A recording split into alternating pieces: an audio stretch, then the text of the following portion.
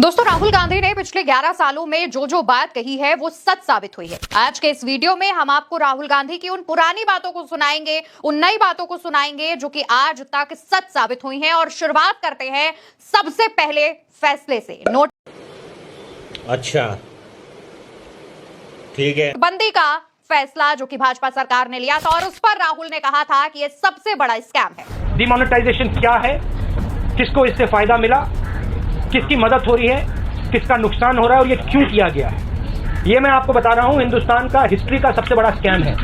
दोस्तों, राहुल गांधी ने कहा था कि नोटबंदी स्कैम है, इससे बेरोजगारी बढ़ेगी, छोटे और मध्यम जो बिजनेस हैं वो बेकार हो जाएंगे और ये अर्थव्यवस्था को कमजोर करेगा। और वही हुआ। 2021-22 में पता 20 से 30% का नुकसान हुआ, लाखों लोगों की नौकरियां गई और राहुल ने यही कहा था कि रोजगार तबाह करने की ये साजिश है जो सच साबित हो गई है। तो वहीं राहुल गांधी ने जीएसटी को भी फेल बताया था और गरीबों पर आक्रमण करने वाला बताया था। जीएसटी बिल्कुल फेल है, मगर ये सिर्फ फेल नहीं है, ये एक आक्रमण है गरीबों पर, स्मॉल एंड मीडियम बिजनेसेस पर। राहुल गांधी ने कहा था कि जीएसटी की ये जो जटिल संरचना है जिसमें 5%, 12%, 18 और 28% के स्लैब रेट्स बनाए गए थे, वो छोटे व्यापारी, एमएसएमई और आम उपभोक्ताओं पर बोझ बनेंगे और बड़े कॉर्पोरेट्स को इसका फायदा होगा। और हुआ भी वही। आखिरकार सरकार को जीएसटी के फैसले में बदलाव करना पड़ा। हाल ही के दिनों में आपने देखा कि किस तरीके से जीएसटी का फैसला बदलते हुए स्लैब में सिर्फ 2% शामिल किए गए हैं और यहां से भी भाजपा सरकार ने यू टर्न लिया है।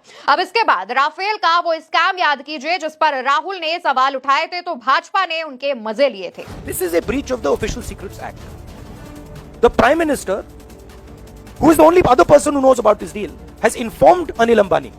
The Prime Minister is acting as Mr. Anil Ambani's middleman. दोस्तों, राहुल गांधी ने राफेल स्कैम को लेकर कहा था कि अनिल अंबानी को फायदा पहुंचाने के लिए मोदी ने यह डील की है। अनिल अंबानी को अनुभवहीन और कर्जदार बताया था और कहा था कि राफेल का जो ठेका है वो HAL से छीनकर अनिल अंबानी को क्यों दिया गया। और इसके बाद खबर आती है जहां ईडी ने 17,000 करोड़ रुपए के लोन फ्रॉड केस में अनिल अंबानी को समन जारी किया। सीबीआई ने छापे मारे, एसबीआई ने आरकॉम को फ्रॉड घोषित कर दिया। यानी कि यहां पर भी राहुल गांधी की जो बात है वो सच साबित हुई। अब बात करते हैं जहां पर पीएम केयर फंड पर राहुल गांधी ने जो बयान दिया था। देखिए, जो मैंने कोविड ऐप के बारे में बोला वही पीएम फंड के बारे में बोल रहा हूं।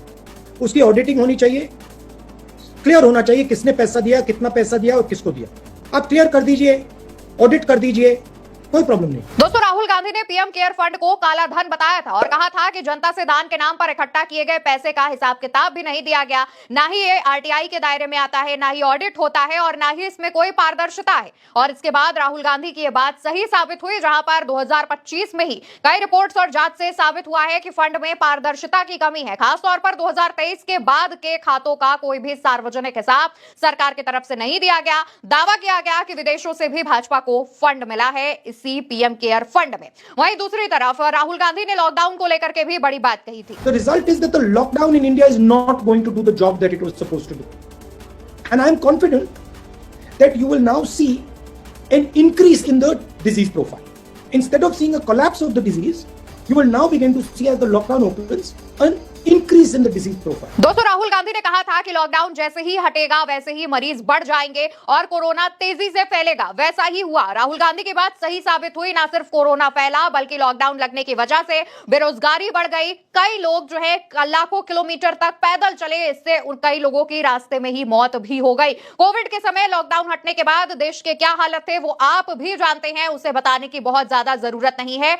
अब राहुल के अगले बयान पर बात करते हैं जो कि foreign policy. The single biggest strategic goal of India's foreign policy has been to keep Pakistan and China separate.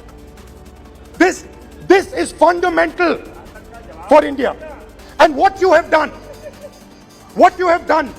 is you have brought them together. दोस्तों, राहुल गांधी ने चाइना को लेकर के बात कही थी और भारत की फॉरेन पॉलिसी को लेकर के कहा था कि आपको पाकिस्तान और चीन को अलग रखना है, लेकिन आपकी फॉरेन पॉलिसी ने दोनों को एक कर दिया है। मौजूदा समय में आप भी देख लीजिए, हाल ही में पहलगाम अटैक हुआ था, कैसे पाकिस्तान का साथ चाइना दे रहा था, कैसे जब ऑपरेशन सिंदूर हुआ था तब पाकिस्तान का साथ चाइना दे रहा था। अब बात करते हैं काले कानून की, यानी किसान कानून की। इसको लेकर राहुल गांधी ने कहा था, Mark my words, take it from me.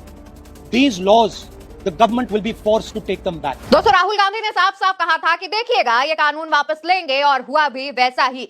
सरकार को घुटने पर आकर इस कानून को वापस लेना पड़ा था। और इसके बाद दोस्तों राहुल गांधी अर्थव्यवस्था यानी देश की इकोनॉमी पर बात करते हैं और कहते हैं कि इस इकोनॉमी पर ये जो झटका सरकार दे रही है, ये जो आक्रमण कर रही है, वो आपको यानी आम लोगों को गुलाम बनाने की कोशिश है। बीजेपी की सरकार ने असंगठित अर्थव्यवस्था पर आक्रमण किया है और आपको गुलाम बनाने की कोशिश की जा रही है। जिस दिन इनफॉर्मल सेक्टर खत्म हो गया, नष्ट हो गया, उस दिन हिंदुस्तान रोजगार पैदा नहीं कर पाएगा। आप ही इस देश को चलाते हो, आप ही इस देश को आगे ले जाते हो, और आपके खिलाफ साजिश हो रही है। आपको ठगा जा रहा है और आपको गुलाम बनाने की कोशिश की जा रही है। और इकोनॉमी पर राहुल गांधी की कही गई ये बात सच साबित होती है। इसके अलावा राहुल गांधी अडानी को लेकर जो बयान देते हैं वो भी सही और सटीक साबित हुआ है।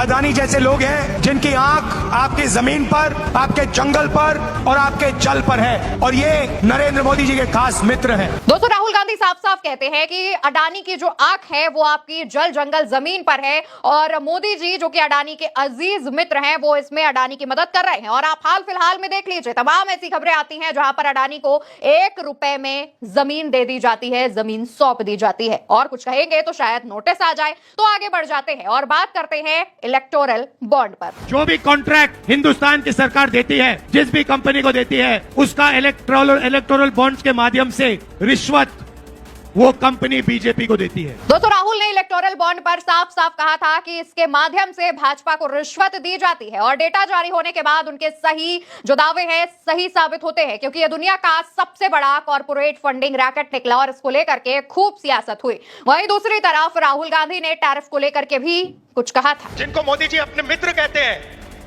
ऑर्डर दिया, सुनो इस बार गले नहीं लगेंगे, इस बार नए टैरिफ लगाएंगे। राहुल गांधी ने कहा था कि मोदी के जो दोस्त हैं वो ऑर्डर देते हैं, कहते हैं कि गले नहीं लगेंगे और टैरिफ लगाएंगे। और आप भी जानते हैं कि बीते दिनों में टैरिफ वॉर किस कदर चला था और इससे कितने ज्यादा बिजनेसमैन को भारत में नुकसान हुआ था। वहीं राहुल गांधी ने इलेक्शन कमीशन को लेकर के भी एक बॉम्ब फोड़ा था। वोट चोरी हो रही है, और अब हमारे पास ओपन एंड शट प्रूफ है कि इलेक्शन कमीशन वोट चोरी में इन्वॉल्व है। और मैं लाइटली नहीं बोल रहा हूं, मैं 100% प्रूफ के साथ बोल रहा हूं, ठीक है। और आप सबको पता लग जाएगा, जैसे ही हमने ये रिलीज किया, पूरे देश को पता लग जाएगा कि इलेक्शन कमीशन वोटर चोरी करा। राहुल गांधी ने काफी पहले ही कह दिया था कि वोट चोरी जो है वो की गई है, इलेक्शन कमीशन इसमें मिला हुआ है और जल्द ही वो बॉम्ब भी फोड़ेंगे, और वैसा ही हुआ। राहुल गांधी की एक आखिरी बात H-1B वीजा पर, इसको लेकर राहुल गांधी ने 2017 में एक पोस्ट किया था। ये पोस्ट आप देखिए, यहाँ पर खबरों में छपा हुआ है और बताया जा रहा है कि राहुल ने इसमें कहा था कि अगर मोदी जी इस पर बात नहीं करेंगे तो आगे चलकर ये हमारे लिए दिक्कत बन सकता है। और H-1B वीजा को लेकर के तमाम खबरें हाल ही में वायरल हो चुकी हैं, तो इसके बारे में बहुत ज्यादा कहने की कुछ जरूरत नहीं है। यानी कि पिछले 11 सालों में ये सिर्फ 13 ऐसे बड़े फैसले थे जिस पर सरकार ने घुटने टेके हैं। अगर छोटे छोटे बयान, छोटी छोटी बातें लेकर बैठेंगे तो ये लिस्ट काफी लंबी हो सकती है, लेकिन ये बड़े बड़े फैसले जो है वो हमने आपके सामने लाकर रख दिए हैं। राहुल गांधी ने जिस तरीके से जो भविष्यवाणी की थी वो सही साबित हुई, और आखिरकार सरकार पर जो आरोप लगाए वो भी सही साबित हुए। सरकार को लेकर कहा कि ये फैसले वापस लेंगे, सरकार घुटने पर आकर वो फैसले वापस लेती है। राहुल गांधी कहते हैं कि सरकार ये करेगी, और सरकार वैसा ही करती है, जैसा हालिया उदाहरण जीएसटी का ले लीजिए। तो क्या माना जाए कि राहुल गांधी अब आगे जो भी बात कह रहे हैं, खासतौर पर वोट चोरी और बनारस की सीट को लेकर जो बात कह रहे हैं, क्या वो भी इसी तरीके से एक भविष्यवाणी साबित होगी? क्या राहुल गांधी ये जो दावा, कौन है ये लोग, कहां से आते हैं ये?